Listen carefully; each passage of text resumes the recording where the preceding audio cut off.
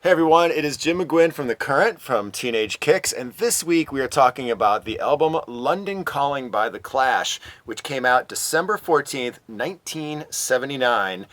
40 years this album has been in our midst, and it's been one of the most influential records of rock history. In fact, current listeners voted it number 2 on our 893 Essential Albums list a couple of years ago that we counted down behind Nirvana. Never mind.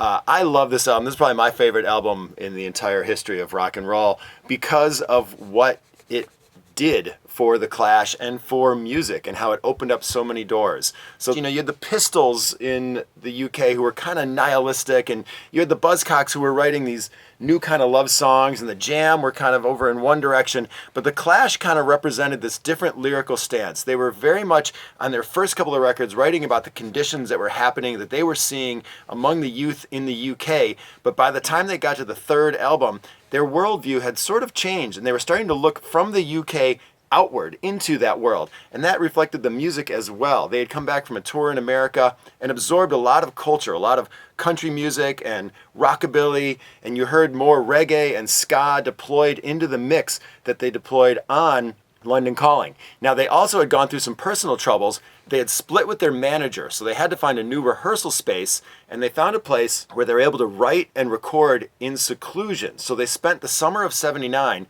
working on the songs, which they then went in the studio and recorded with a producer named Guy Stevens, who was pretty legendary. He had worked with Mott the Hoople a couple of years earlier, but he was a little bit unhinged, and he took to throwing chairs at them and swinging ladders around the studio while they were recording the master takes for the album. It gives the playing this sort of weird urgency that you can kind of hear as you listen to the album London Calling.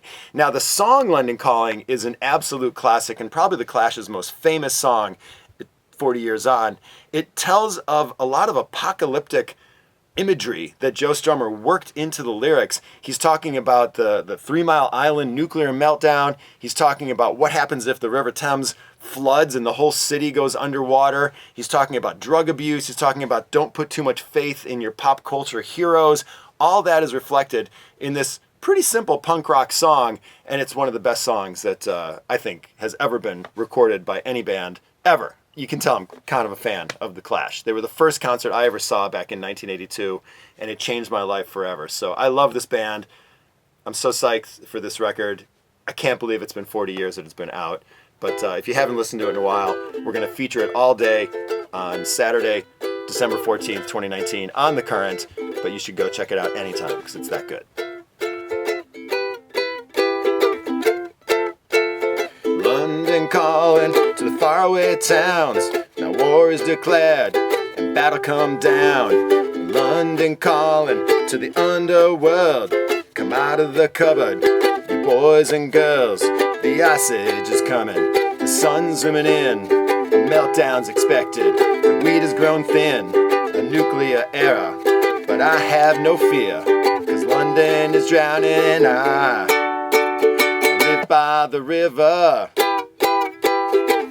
That's London Calling by The Clash. That's our feature this week on Teenage Kicks. A little E minor, a little F, a little E minor to G, and the big turnaround chord is going E minor to G, and then going E minor to D.